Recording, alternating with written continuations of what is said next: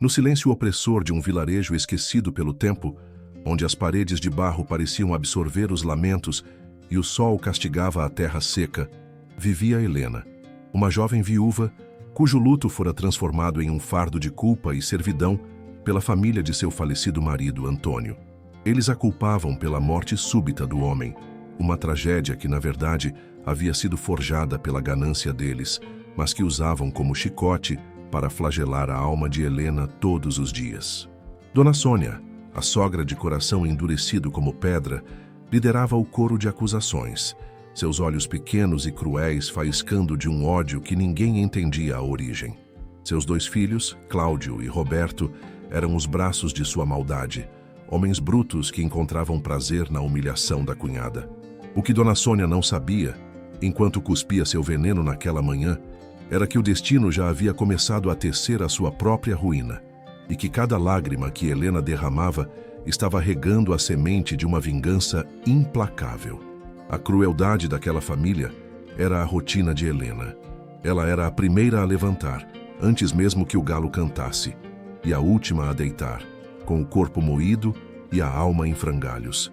Comia os restos quando havia restos e vestia os trapos que Dona Sônia lhe atirava com desprezo. A casa que um dia deveria ter sido seu lar se tornara sua prisão. Ela suportava os insultos calada, as acusações de que era uma inútil, uma aproveitadora que havia causado a morte de Antônio apenas para tentar herdar o que não era seu. A ironia era brutal, pois Helena nunca havia se importado com a pequena fazenda ou com o pouco dinheiro que a família possuía. Ela havia amado Antônio com uma pureza que eles jamais seriam capazes de compreender. Mas a verdade era um luxo que não lhe era permitido. Em breve, muito em breve, Sônia e seus filhos pagariam caro por cada ato de maldade, por cada noite em que Helena adormeceu, chorando de fome e de dor. Naquela tarde abafada, o ar pesado prenunciava a tempestade, tanto no céu quanto na terra. Uma pequena discussão sobre um prato quebrado escalou para a violência mais abjeta. Dona Sônia, com o rosto contorcido pela fúria, incitou os filhos. Essa inútil quebrou a louça que foi de minha mãe. Ela precisa aprender uma lição. Cláudio, o mais velho e mais cruel, não hesitou. Ele agarrou Helena pelos cabelos e a arrastou para fora, para o meio da rua de terra batida. Ali, sob o olhar covarde de vizinhos que se escondiam atrás de suas janelas, fingindo não ver, ele e Roberto a espancaram. Os golpes choviam sobre seu corpo frágil, chutes e tapas que a fizeram cair no chão, o gosto de sangue e poeira na boca. Ela encolheu-se, tentando proteger o rosto, o corpo tremendo de dor e humilhação. Nenhuma voz se ergueu em sua defesa.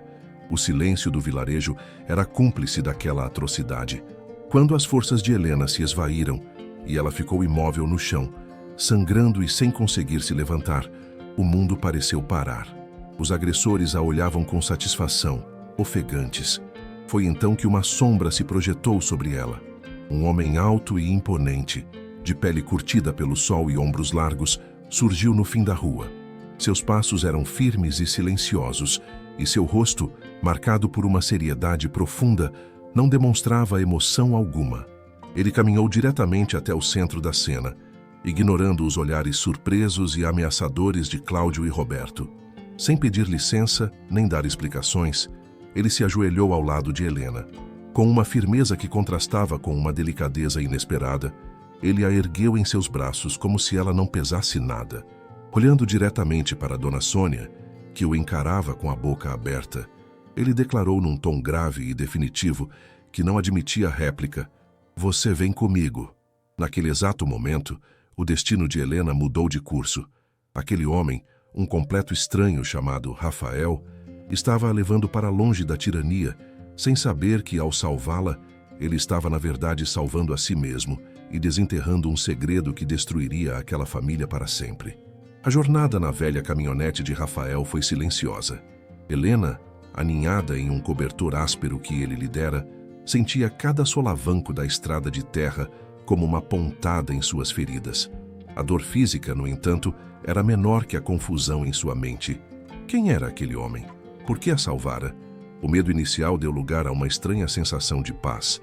Pela primeira vez em meses, Ela não sentia o peso dos olhos de Dona Sônia sobre si. O silêncio de Rafael não era opressor como o da sogra. Era um silêncio de força, de respeito.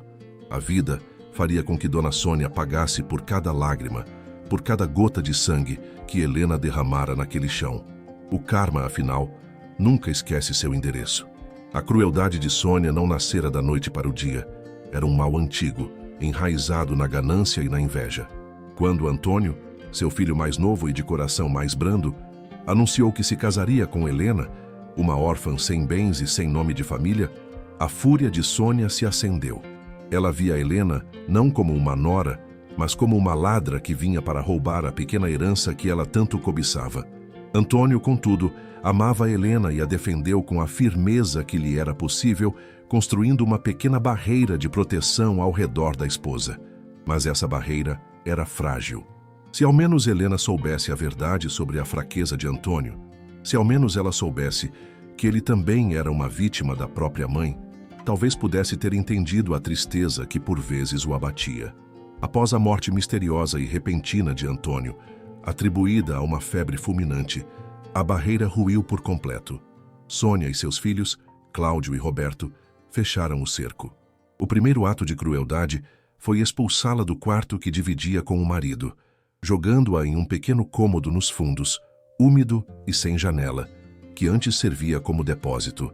Suas roupas foram trocadas por uniformes de criada e suas refeições racionadas. Parasitas não merecem banquetes, sibilava Sônia, enquanto se servia da melhor parte da comida.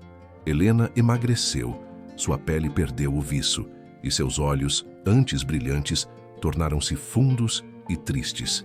Podem imaginar a dor daquela jovem que, além de perder o amor de sua vida, era torturada diariamente por aqueles que deveriam acolhê-la. A tortura psicológica era constante. Sônia fazia questão de humilhá-la na frente de qualquer visita. "Essa é a inútil que meu pobre filho arrumou", dizia ela com um falso tom de piedade. "Uma boca a mais para alimentar, um peso morto nesta casa." Cláudio e Roberto se divertiam com o sofrimento da cunhada. Escondiam seus sapatos, derramavam água em sua cama improvisada e a sobrecarregavam com as tarefas mais pesadas, rindo quando ela mal conseguia carregar os baldes de água do poço. Suas mãos, antes delicadas, tornaram-se calosas e rachadas. Seus pés viviam feridos. Era uma servidão cruel, uma escravidão disfarçada de luto familiar. Helena tentou buscar ajuda. Uma vez, criou coragem e foi até a casa do padre do vilarejo, um homem idoso e de olhar cansado. Com a voz embargada, ela contou sobre os maus tratos, sobre a fome, sobre a dor. O padre a ouviu com impaciência e, ao final, disse-lhe que ela deveria ser mais compreensiva. "Minha filha, eles estão de luto. Dona Sônia perdeu um filho. Tenha paciência e reze. A família é sagrada." Aquelas palavras foram como facas em seu coração. A instituição que deveria protegê-la lhe virava as costas, validando o abuso que sofria. Ela saiu da casa paroquial com a alma ainda mais despedaçada. Ninguém a ajudaria. Estava sozinha. Outra vez ela tentou falar com uma vizinha, Dona Elvira, que por vezes lhe lançava um olhar de pena por cima da cerca. Quando Cláudio e Roberto não estavam por perto, Helena se aproximou e sussurrou seu desespero. A mulher olhou para os lados, assustada. "Menina, não me meta nisso. A família de Sônia é poderosa aqui. Ninguém quer problemas com eles. É melhor você aguentar calada." O medo da pequena comunidade era mais uma corrente a prendê-la. Todos sabiam, todos viam, mas o silêncio era a lei. A injustiça florescia à luz do dia, nutrida pela covardia coletiva. O que aquela gente não sabia era que, ao se omitirem, estavam também selando o destino daquele lugar, que em breve seria palco de uma revelação chocante. A humilhação financeira era outra arma de Sônia. Ela controlava cada centavo da pequena pensão que Antônio havia deixado. Helena nunca via a cor do dinheiro. Quando precisou de um remédio para uma febre forte, Sônia negou dizendo que era frescura. "Se aguentar o trabalho, aguenta uma febrezinha. Levante-se e vá lavar o chão." Helena passou a noite delirando de febre, sozinha no quarto escuro, abraçada ao próprio corpo trêmulo. Naqueles momentos de delírio, ela via o rosto de Antônio, e parecia que ele lhe sussurrava para ser forte, que a justiça chegaria. Mal sabia ela que a justiça já estava a caminho, na figura daquele homem silencioso que a arrancaria daquele inferno. O dia do espancamento público foi o clímax daquela tortura.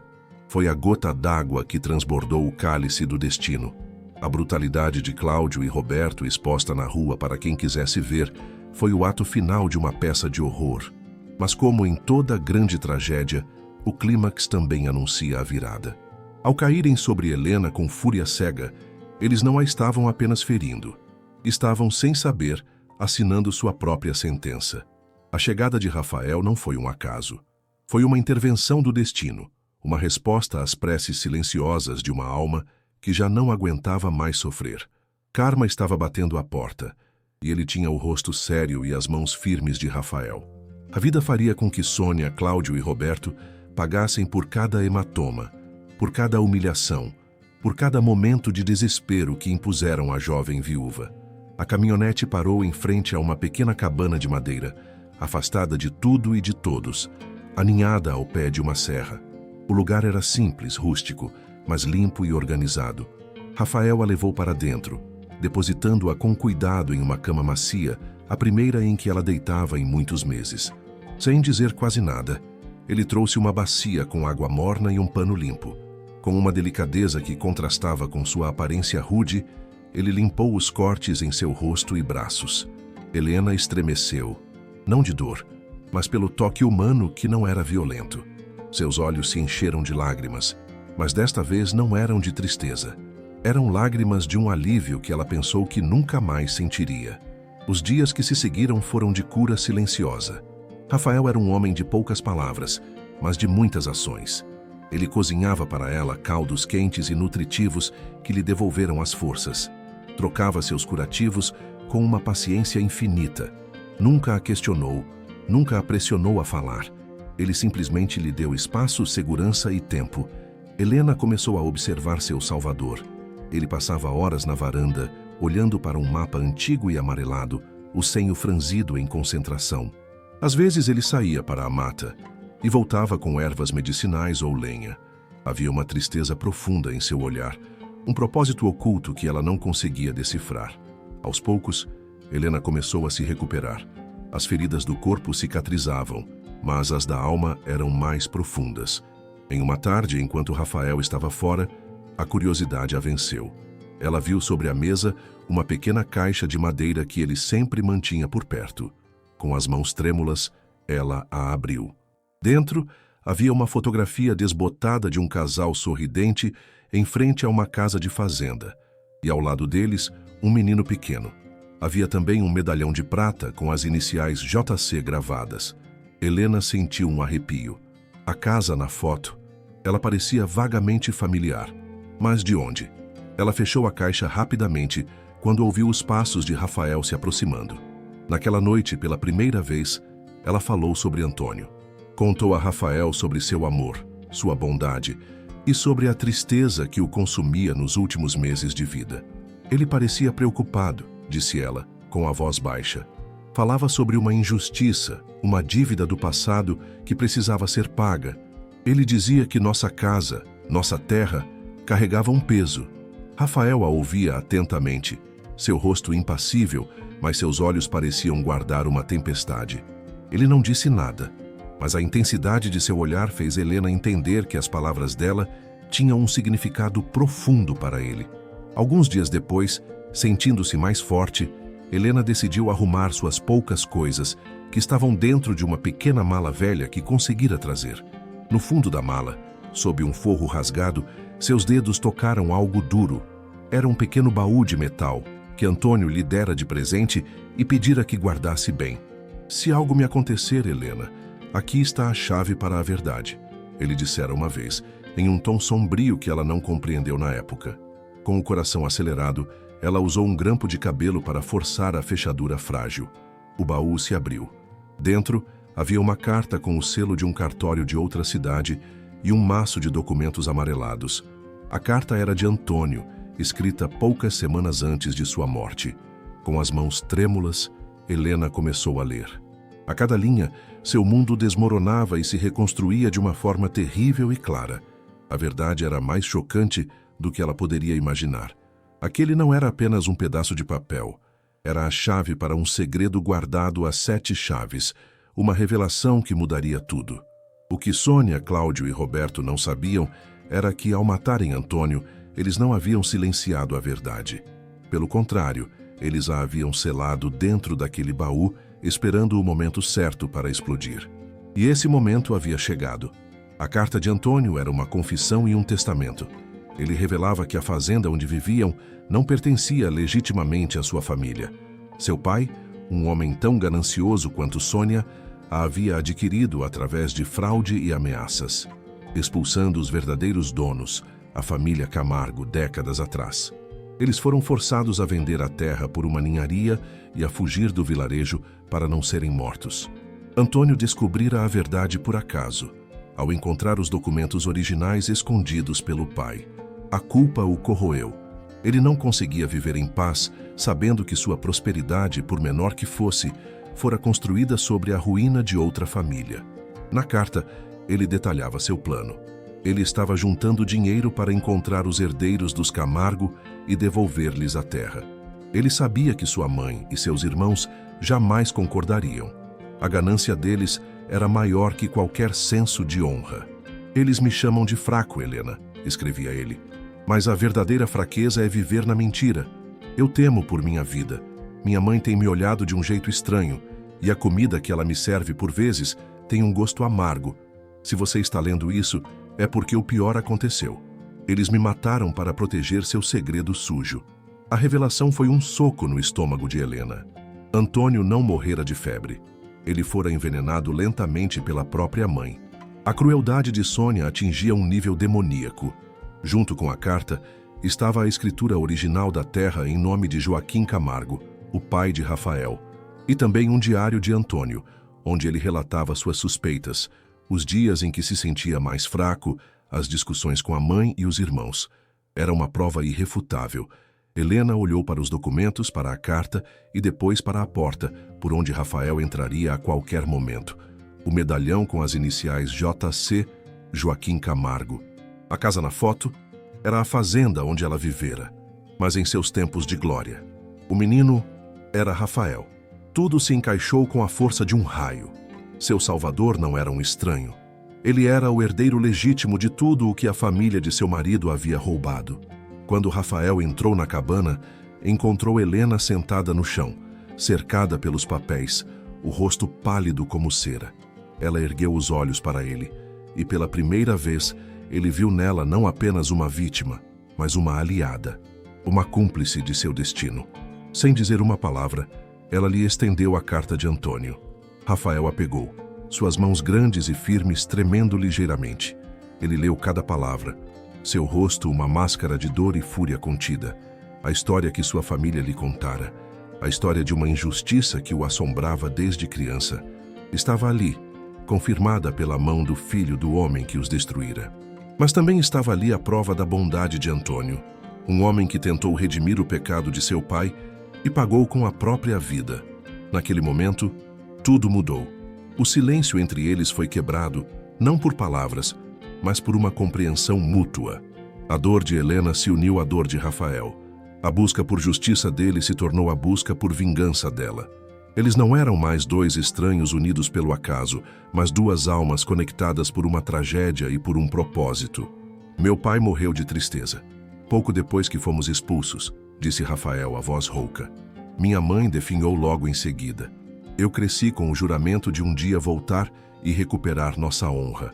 Ele olhou para Helena, e em seus olhos havia uma nova luz. Antônio era um homem bom. Ele tentou fazer a coisa certa. Helena assentiu, as lágrimas escorrendo livremente. "Eles vão pagar", ela sussurrou. "Eles vão pagar por tudo." A ironia era brutal. Sônia, ao tentar garantir a posse da terra roubada, havia criado os dois instrumentos de sua própria destruição. O plano foi traçado com a precisão de uma estratégia de guerra. Rafael e Helena sabiam que não podiam confiar em ninguém no vilarejo. As autoridades locais eram, na melhor das hipóteses, coniventes e, na pior, compradas pela influência de Sônia, que, embora não fosse rica, era temida. Eles precisavam de um poder maior, de uma justiça que não pudesse ser corrompida pelo medo ou pelo dinheiro. Com os documentos em mãos, eles viajaram para a capital do estado. Rafael usou suas economias para contratar um advogado jovem e ambicioso, que viu no caso não apenas uma causa justa, mas a oportunidade de sua vida. A primeira providência foi a mais chocante. Com base na carta de Antônio, o advogado conseguiu uma ordem judicial para a exumação do corpo. A notícia caiu como uma bomba no pequeno vilarejo. Dona Sônia, ao saber, sentiu um calafrio percorrer sua espinha pela primeira vez. Ela tentou usar sua influência, gritou com o delegado local, mas era tarde demais. A ordem vinha de cima. Cláudio e Roberto, arrogantes como sempre, riram da situação. Estão loucos, remexendo em defunto. Nosso irmão morreu de doença, todo mundo sabe. O que eles não sabiam era que a ciência não mente. Karma estava prestes a apresentar suas provas. O resultado da autópsia foi conclusivo e devastador. Envenenamento crônico por arsênico. A mesma substância que Sônia usava para matar ratos no celeiro. A carta de Antônio, o diário e o laudo pericial formavam um caso inatacável. O advogado, então, preparou o golpe final. Ele não queria uma simples intimação. Ele queria um espetáculo. Ele queria que a justiça fosse tão pública quanto a humilhação de Helena. Ele vazou parte da história para um canal de televisão conhecido por cobrir casos de grande repercussão. A história da jovem viúva torturada e do segredo mortal por trás da morte de seu marido era o prato cheio que a mídia adorava. A manhã em que a justiça chegou foi ensolarada e clara, um contraste irônico com a escuridão que estava prestes a engolir a família de Sônia. Várias viaturas da polícia da capital, acompanhadas por carros de reportagem, entraram em alta velocidade no vilarejo, levantando uma nuvem de poeira e de espanto. Eles foram direto para a fazenda. Sônia, Cláudio e Roberto estavam tomando café na varanda, rindo e zombando dos últimos acontecimentos, quando os carros pararam bruscamente em seu quintal. A arrogância em seus rostos se desfez, dando lugar a uma confusão que rapidamente se transformou em pânico. Os policiais, armados e com coletes à prova de balas, cercaram a casa. O delegado da capital, um homem de feições duras, desceu do carro com a ordem de prisão em mãos. Sônia Medeiros, Cláudio Medeiros, Roberto Medeiros, vocês estão presos pelo assassinato de Antônio Medeiros e por fraude. A voz dele ecoou pelo silêncio chocado. Sônia tentou argumentar, seu tom mudando de autoritário para suplicante. Houve um engano. É um erro. Foi aquela vagabunda, aquela Helena. Ela está mentindo. Cláudio e Roberto tentaram resistir, mas foram rapidamente imobilizados e algemados. A cena era um deleite para a justiça. Os homens que haviam espancado uma mulher indefesa agora se contorciam sob o poder da lei. De dentro de um dos carros, Helena assistia a tudo. Ao seu lado, Rafael segurava sua mão, seus olhos fixos na cena, uma expressão de dor e triunfo em seu rosto. Os vizinhos, os mesmos que haviam se escondido, agora saíam de suas casas, boquiabertos. As câmeras de televisão registravam cada momento. Sônia sendo arrastada, gritando e chorando, seu rosto desfigurado pelo ódio e pelo desespero. Cláudio e Roberto, com os olhos arregalados de medo, sendo empurrados para dentro da viatura. A humilhação que eles impuseram a Helena por meses estava sendo devolvida a eles em uma única manhã, amplificada para todo o país ver. A máscara da família respeitável havia caído, revelando os monstros por baixo. Naquele momento, o mundo inteiro sabia a verdade. A justiça, por fim, estava sendo servida, e seu sabor era o mais doce que Helena e Rafael já haviam provado. O julgamento foi um evento midiático. O país inteiro acompanhou a história da viúva torturada e da família assassina. O advogado de Rafael e Helena foi brilhante. Ele apresentou as provas uma a uma: a escritura original, a carta de Antônio, o diário, o laudo da exumação. Cada peça do quebra-cabeça se encaixava perfeitamente, pintando um quadro de ganância, crueldade e assassinato a sangue frio.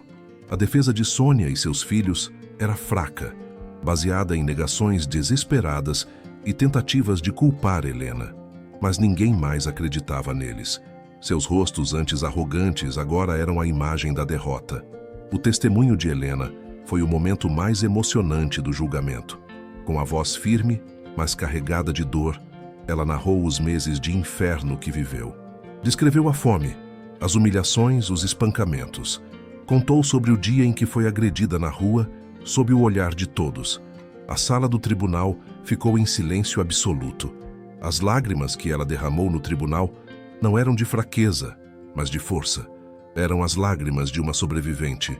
O júri a olhava com uma compaixão profunda. Can you imagine the pain of that woman, finally having her voice heard after so much suffering?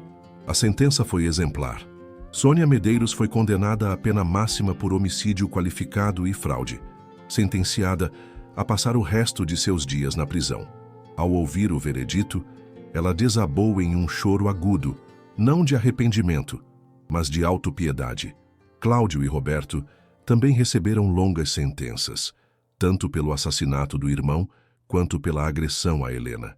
A vida faria com que pagassem por cada lágrima, por cada ferida, por cada noite de terror que causaram. O martelo do juiz soou como a batida final na porta do inferno para aquela família. Mas a justiça não parou por aí. A fazenda, o objeto de toda a ganância e crime, foi legalmente devolvida a seu verdadeiro dono, Rafael Camargo. O tribunal também concedeu a Helena uma indenização substancial por danos morais, paga com os poucos bens que a família Medeiros ainda possuía. O dinheiro não podia apagar suas cicatrizes, mas era um reconhecimento de seu sofrimento e uma ferramenta para construir um novo futuro.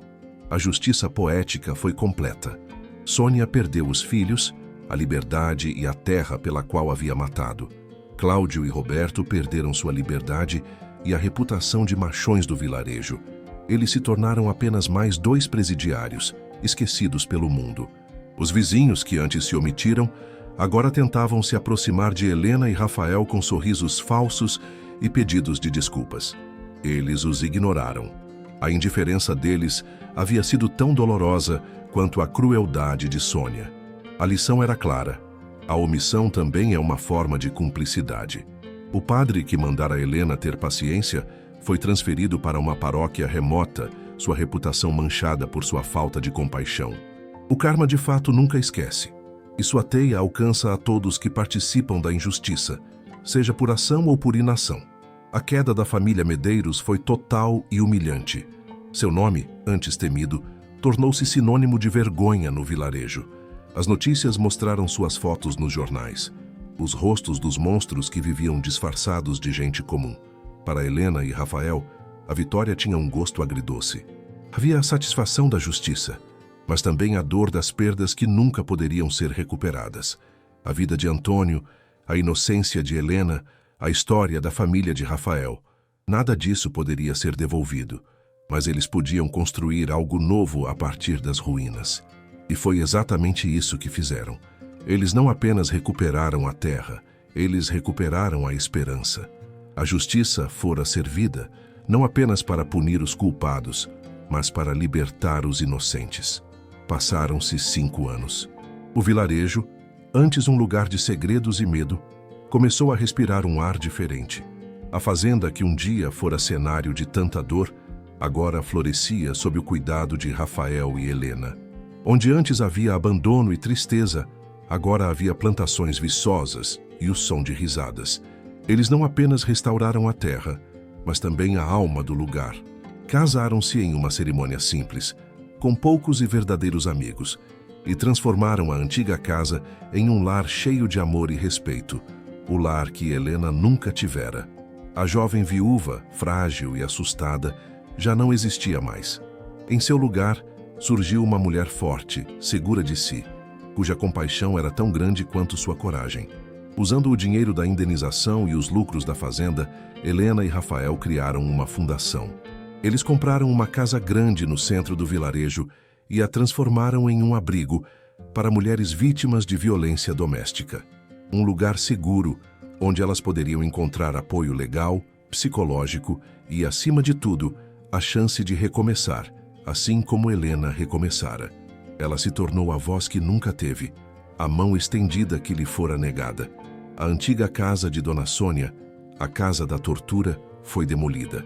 No lugar, eles construíram uma praça com um jardim e um pequeno monumento em memória de Antônio, celebrando sua tentativa de fazer o bem, mesmo que lhe tenha custado a vida. Era uma forma de honrar sua memória e de transformar um símbolo de opressão em um espaço de paz e comunidade. As pessoas do vilarejo aprenderam a dura lição. Nunca mais o silêncio seria cúmplice da crueldade. Enquanto isso, na prisão, o tempo passava de forma cruel para Sônia. Ela envelheceu, tornou-se uma sombra esquecida, amarga e sozinha. Seus filhos, Cláudio e Roberto, em presídios diferentes, nunca mais a procuraram, cada um culpando o outro e a mãe pela desgraça que se abateu sobre eles. A ganância que os uniu na maldade os separou na punição. Sônia perdeu tudo: a terra, a liberdade, os filhos e, principalmente, a chance de qualquer redenção.